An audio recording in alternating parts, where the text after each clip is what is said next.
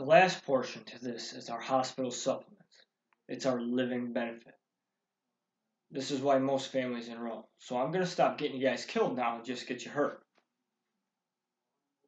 This next benefit is for any injury or accident. Let's say Samantha was out in the backyard playing and she sprained her ankle. Where are you guys heading? Probably the emergency room, right? Now you got to miss 4 or 5 hours of work. What's your copay? $100? Yeah, if you're like me, $100 is $100. Now you're $100 in the hole. You had to miss work so you could be there for her. What this benefit does is for any injury or accident, nothing internal like sickness, fever, I don't feel good, but for things like cuts that need stitches, sprained ankle, bad reaction to a bee sting, chemicals in the eye that needs flushing out, step on a nail, need a tetanus shot. This will give you $200 every time you have to go to the emergency room, doctors. You have to be seen within 72 hours, and this will give you $200 per occurrence. It's unlimited. You can use it as many times as you need. So let's say you went 3 times a year. That's an extra $600 in your pocket. Does that make sense? Okay, this next part is critical. Let's say you were going to the store to pick up a gallon of milk, Matt, and some idiot runs a stop sign and slams into you. Put you in the hospital for 10 days. Some pretty awful things are going to happen to you guys financially if Matt was in the hospital for 10 days, right? What are some of the bad things that are going to happen if Matt was in the hospital? No income coming in from Matt. Where are you going to be, Nicole? By his bedside? No income coming in for you either. What keeps coming in the mail? Bills. So now the bills are piling up. A lot of bills. Right?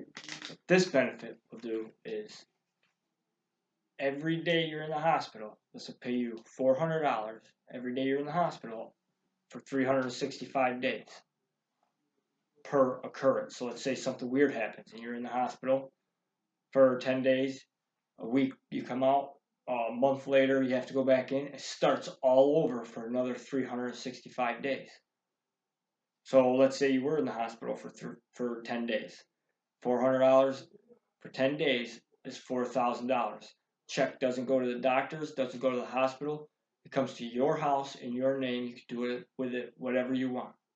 Do you think if Matt was in the hospital, you could use an extra $4,000?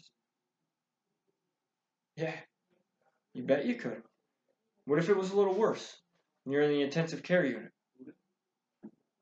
This benefit will pay you $800 every day you're in the intensive care unit up to 14 days. They cap it at 14 days because you're in there a little bit longer. You're probably going to be using the funeral benefit, but you don't lose this benefit. It just reverts back to the $400 for another 365 days.